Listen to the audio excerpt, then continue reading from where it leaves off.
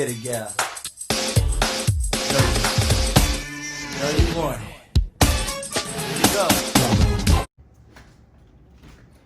So we found the curriculum to teach, what standards to teach, when to teach them, methods to solve word problems, action words to give us the operation to solve word problems. Now we have to work on responding to word problems, explaining your answer. So this is the third grade, right? Where, Wyatt wants to solve the equation below to find the missing factor. 8 times blank equals 24. How can Wyatt find the missing factor by changing the equation to a division problem? Be sure to include the value of the missing factor in your answer. So in today's math, it's not only enough to just find the answer, like how a lot of us grew up, 80s babies, 90s babies, and back. Now we have to find the answer and explain in words. And this is where math teachers now have to become literacy teachers as well, because we got to show students how to write and respond to questions. So this is the exemplary response to this. So 8 times blank is 24. So if 8 times blank equals 24, that means 24 divided by 3 equals 8. So 8 times 3 equals 24. So they pretty much want them to practice using inverse operations. If 8 times 3 equals 24, then 24 divided by 3 equals 8, right? And 24 divided by 8 equals 3, so forth and so on. So now, the question is, how do you get students to write that down? A lot of students can tell you that verbally, right? And the easiest way for me is they would explain to me what they would say, and I'm like, oh, how can I write it? I'm like, the first step is take whatever you will say verbally and write that down. It's like a free write, right? It's like a free write, and then we can work from there. That way, I'm not bailing them out and giving them the answer, right? Because that's what they want. So once they get that down, we can work from there, right? And that way they get confidence. Oh, I can do this. And then we can work on your grammar, right? Now, this is third grade. Let's go to middle school. At a grocery store, the price of watermelon is determined by how many pounds the watermelon weighs. The price of the watermelon weighs 7.3 pounds. The price of a watermelon that weighs 7.3 pounds is $4.38. Write an equation that can be used to determine the price P in dollars of any watermelon based on the number of pounds W the watermelon weighs. Explain the process you use to determine the equation.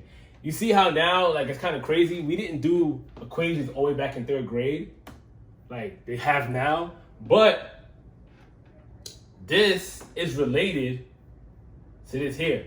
So if you don't get equations in third grade, this is going to be really hard.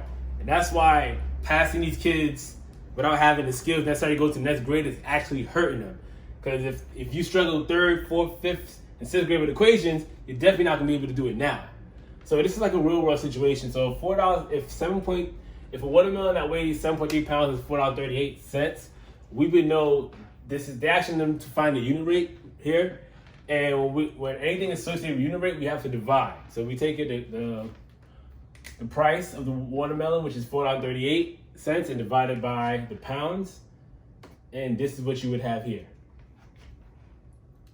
Right? So this is how they worked it out. Let me see if I can erase this. Oh, perfect. Oh, okay.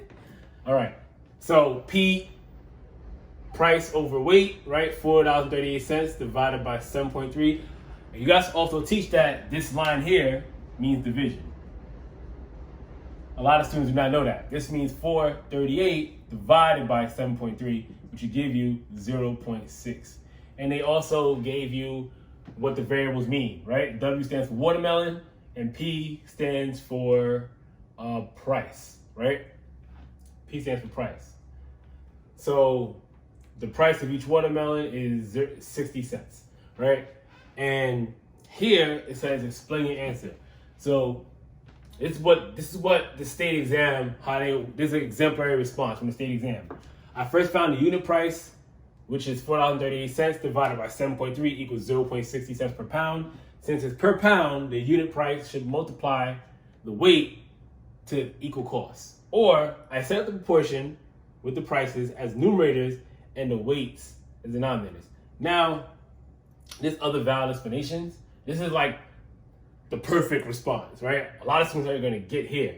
But what a lot of students would say is, I divided the amount of the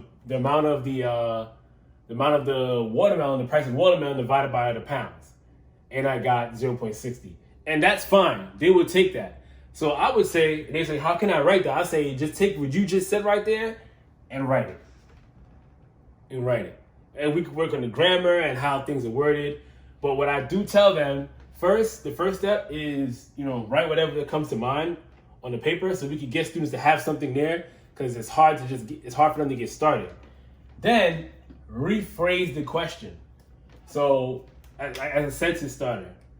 So here it says, write an equation that can be used to determine the price, P in dollars, of any watermelon based on the number of pounds, and explain your process. So what you do here, let me see, let's go back to third grade. Right.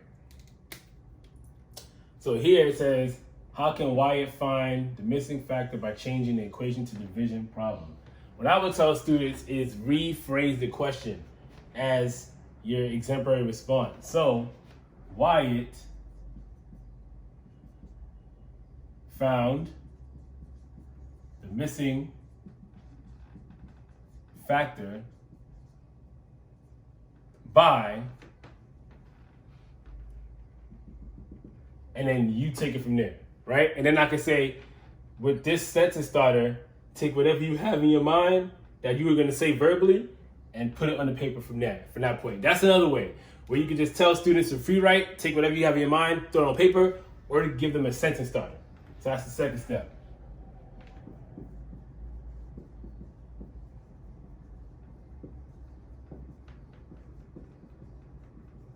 But you never want to bail them out or give them the answer or lead them to the answer. And it's very hard because I used to get caught up with that my first 2 years, actually first 3 years, where, they'll get you to just give away the answer.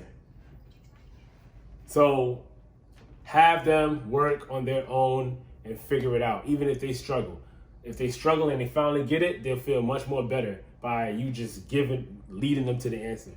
Comment below, tell me your thoughts, and I'll see you guys tomorrow.